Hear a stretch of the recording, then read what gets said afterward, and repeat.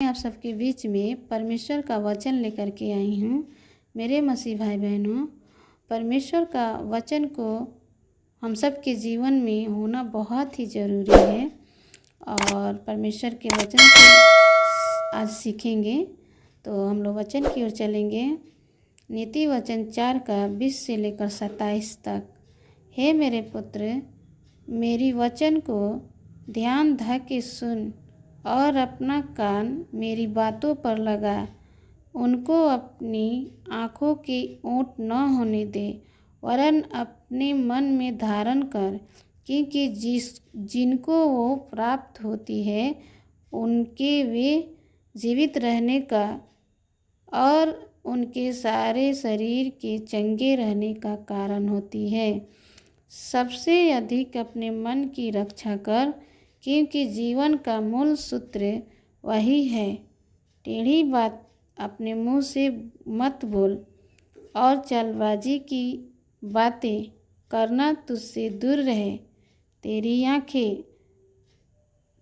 आँखें सामने ही की ओर लगी रहे और तेरी पलकें आगे की ओर खुली रहे।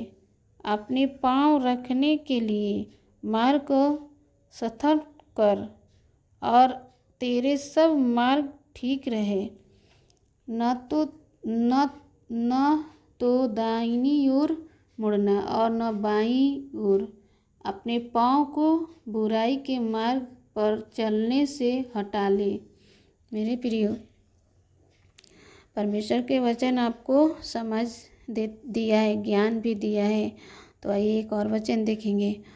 नीति वचन 5 का 1 से। हे मेरे पुत्र, मेरी बुद्धि की बातों पर ध्यान दे, मेरी समझ की ओर कान लगा,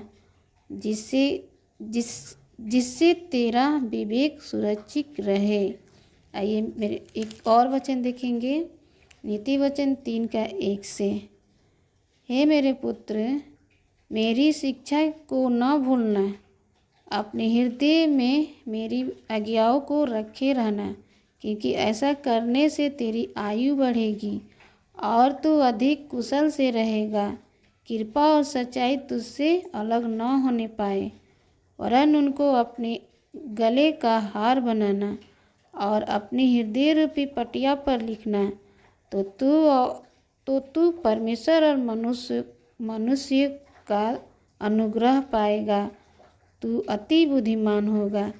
तो मेरे प्रिय भाई बहनों, इस वचन से परमेश्वर आप सबको बहुत बहुत आशीष दे और आप सब मसीह भाई बहन जो बाइबल पढ़ते हैं, वचन को पढ़ते हैं और परमेश्वर के उस कलाम पर ईमान लाते हैं, तो परमेश्वर सच में उन्हें बुद्धि और ज्ञान को देता है। तो जिस प्रकार से इस वचन को आप सबने सुना है, उस प्रकार से आप अपने जीवन को बिताएं।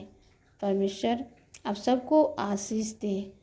मैं आप सबसे कहना चाहती हूँ, मेरे चैनल को सब्सक्राइब कीजिए, लाइक और कमेंट